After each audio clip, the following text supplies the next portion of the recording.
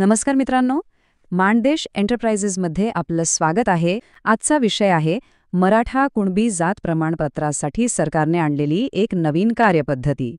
चला तर बघूयात काय आहे हे नेमकं आणि यामुळे काय बदलणार आहे.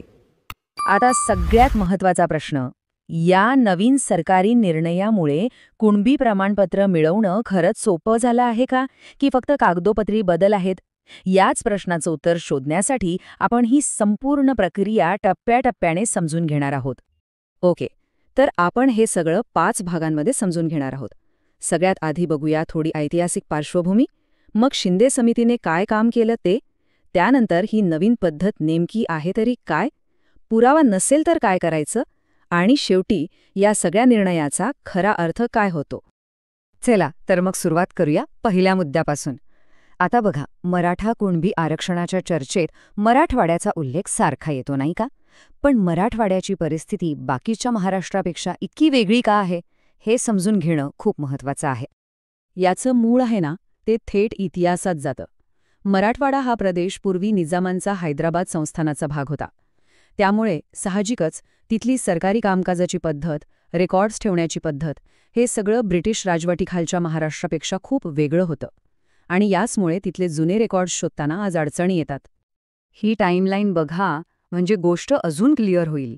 1948 पर्यंत मराठवाडा होता निजामाच्या राज्यात. मग 17 सप्टेंबर 1948ला तो भारतात आला आणि शेवटी 1 मे 1960 रोजी तो महाराष्ट्राचा एक अविभाज्य भाग बनला.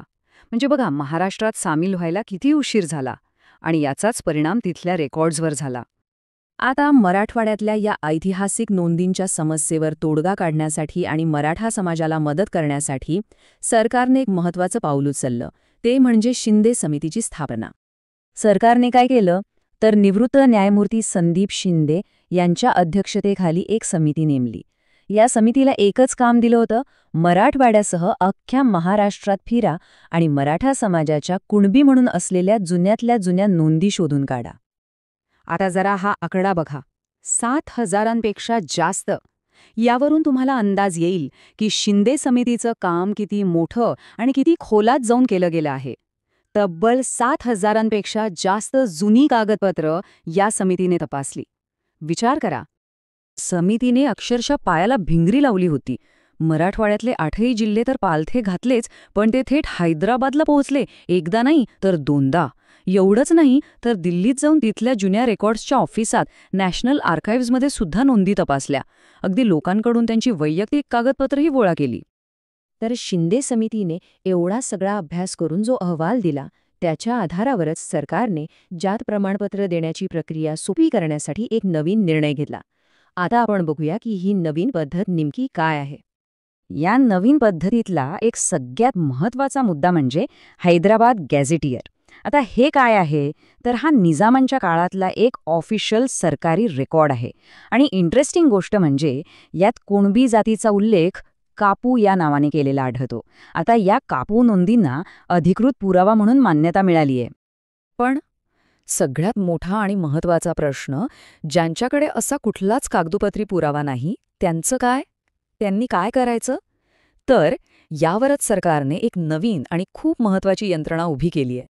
जे लोक भूमिहीन आहेत किंवा शेतमजूर आहेत, ज्यांच्या नावावर जमिनीचा कोणताही पुरावा नाही, त्यांच्या मदतीसाठी आता थेट गाव पातळीवर एक समिती स्थापन केली जाणार आहे. खरं सांगायचं तर या निर्णयातली हीच सगळ्यात मोठी आणि महत्त्वाची गोष्ट आहे. मग या समितीत कोण असणार? तर यात असतील गावाचे महसूल अधिकारी, ग्रामपंचायत अधिकारी आणि कृषी विभागाचे अधिकारी. म्हणजे बघा, महसूल, गाव आणि शेती ह्या तिन्ही गोष्टींची माहिती असलेले लोक एकत्र येऊन अर्जदाराला मदत करणार आहेत. ओके, तर ही प्रक्रिया काम कशी करेल? सोपं आहे.